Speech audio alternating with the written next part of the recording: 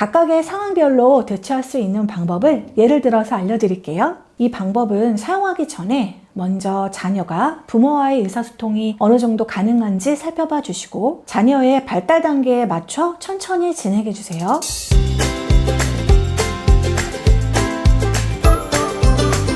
안녕하세요. 재현쌤의 육아쉼터 재현쌤입니다.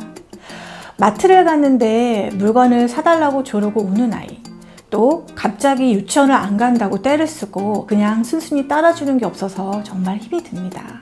특히 사람들이 많은 곳에서의 아이의 떼쓰는 행동은 정말 진땀나는 순간인데요. 아이의 생애 첫 주장일 수 있는 우리나라 나이로 2살 때 가장 많이 나타난다는 떼쓰기는 급격한 두뇌 발달과 정서 발달에 따라서 좋고 싫은 것에 대한 구분이 뚜렷해지면서 자기 주장이 나타나는 자연스러운 현상입니다. 오늘은 떼를 쓰는 아이, 그 이유와 아이가 자기 감정을 이해하도록 돕고 한계를 설정해서 감정을 적절한 방법으로 표현하는 방법에 대해 이야기하려고 합니다. 아이가 떼쓸 때 상황별 대처 방법에 대해서도 영상에 담았으니 끝까지 시청해주세요. 아이가 떼쓰는 이유 첫 번째, 자기 주장을 하기 위해서 행동의 한계선 알려주기. 아이들이 떼를 쓰는 첫 번째 이유는 자기의 주장을 내세우기 위해 떼를 쓰는 경우예요. 무언가를 갖고 싶다는 자기 주장이 떼쓰기로 표현됩니다. 아이의 이런 떼쓰기를 받아주면 자신의 방법이 맞다고 생각해서 이런 행동이 반복될 수 있습니다. 부모는 기준점을 세워서 흔들리지 않고 일관되게 아이에게 하면 안 되는 행동이 무엇인지 분별할 수 있도록 가르쳐 주어야 합니다. 다음과 같은 상황에서는 하지 말아야 함을 알려주어서 행동의 한계선을 알게 해주세요. 아이에게 행동의 한계선을 가르쳐야 하는 첫 번째는 공공장소에서의 예절을 지키지 않을 때, 두 번째는 남에게 피해주는 행동을 할 때, 세 번째는 위험한 행동을 할 때입니다. 이 세 가지는 보는 즉시 통제해야 합니다. 공공장소인 음식점에서의 예절을 지키지 않는 상황이라면 단호한 눈빛과 말투, 낮은 목소리로 안 돼, 음식점에서는 걸어 다니는 거야 라고 말해주세요. 부탁이나 구구절절한 설명이 아닌 짧은 문장으로 말해야 합니다. 이 세 가지는 내가 보는 즉시 가르쳐야겠다고 평소에 기준점이 세워져 있으면 아이의 떼쓰는 행동 앞에서 평정심을 유지해서 차분하게 알려줄 수 있습니다. 또한 이렇게 기준을 정해서 부모가 일관되게 행동을 하면 떼를 쓰면 안 될 때를 아이가 명확하게 인지할 수 있어요. 하지만 이런 통제가 간혹 아이가 기가 죽고 자유를 빼앗는다는 이유로 가르치지 않는 부모가 있습니다. 암묵적인 이런 사회의 규칙을 지키지 않고 내 맘대로 하는 게 진짜 아이를 위한 자유인지 한번 생각해 보셨으면 합니다. 다른 사람들과 자연스럽게 그 장소에 어울릴 수 있어야만 진짜 자유로운 게 아닌가 싶습니다. 이런 행동의 통제는 아이에게 해도 되는 것, 하면 안 되는 것에 대한 경계를 세워주어 일상을 예측 가능하게 하고 안정감을 느끼게 해줍니다. 마치 울타리 안에서 보호받는 소들이 울타리 밖에서보다 살이 오르고 신선한 우유가 잘 나오는 것처럼요. 다만 행동을 통제할 때 아이가 속상해서 나오는 감정에 대해서는 제지하지 마세요. 아이의 감정이 부정적인 감정일지라도 그게 잘못된 것은 아니니까요. 자기가 잘못해놓고 왜 아빠한테 화를 내? 뭐 그런 거 가지고 울고 그래? 라고 하기보다는 정빈이가 속상하구나. 하지만 이건 꼭 지켜야 하기 때문에 어쩔 수가 없다. 하고 얘기해 주시면 됩니다. 아이는 부모로부터 지적을 받으면 자신이 부모로부터 부정당했다고 생각해서 화를 낼 수가 있어요. 그럴 때는 아빠는 너를 사랑해. 정빈이가 밉다고 하는 것이 아니라 안 되는 것을 알려주는 거야. 하고 말해주세요. 하면 안 되는 행동에 대해서는 통제는 확실히 하되 아이의 감정은 인정하고 묵묵히 받아주세요. 떼쓰는 이유 두 번째, 자립심이 자라는 시기, 자기 감정 인식하기.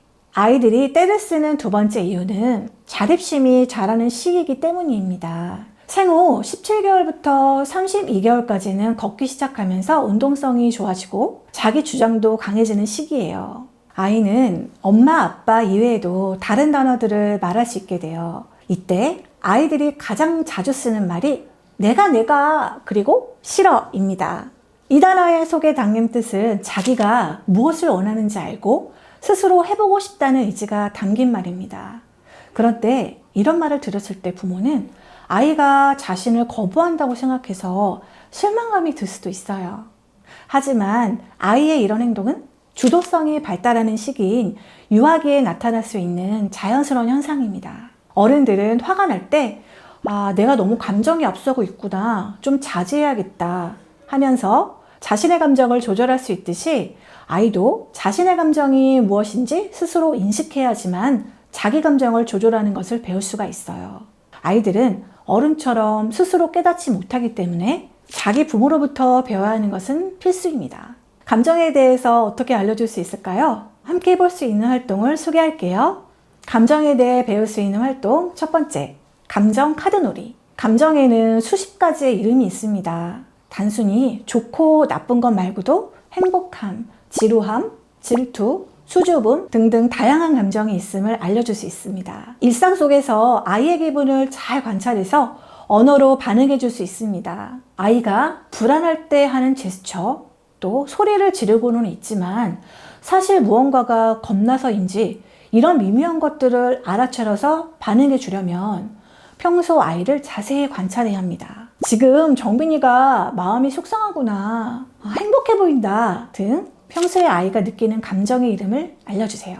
우선 다양한 감정의 이름이 쓰여진 감정카드를 구매하거나 만들어서 감정카드를 쭉 펼쳐놓은 후에 부모와 자녀의 모습을 그림으로 그립니다. 그리고 감정을 느꼈을 때 몸의 어느 곳에서 느껴지는지 이야기를 해보세요.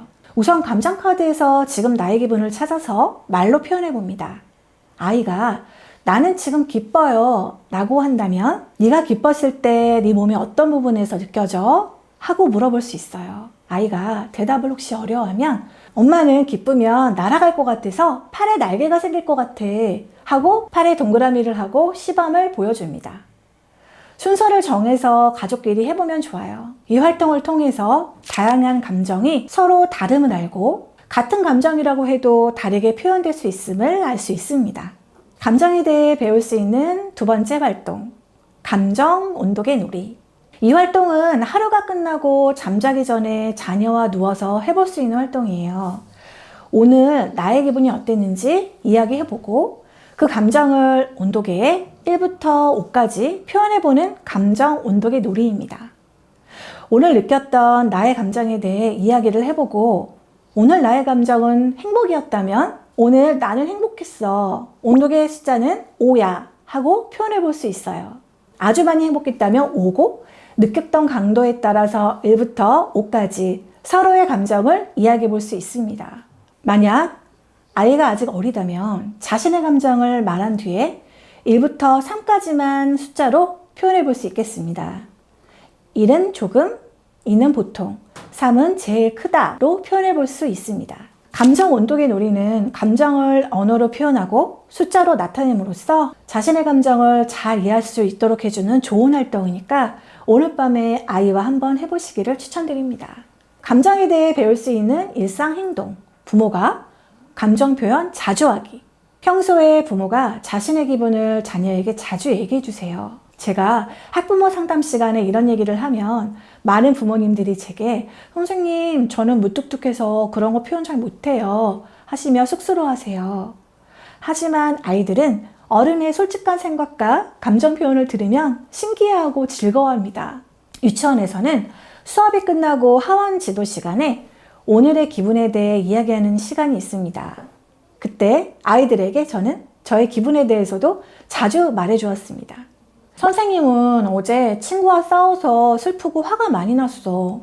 그런데 너희들의 사과같이 예쁜 얼굴을 보니까 햇님처럼 기분이 밝아졌어. 또는 내일 선생님 집에 친구들이 놀러와서 신나고 설레. 이렇게요.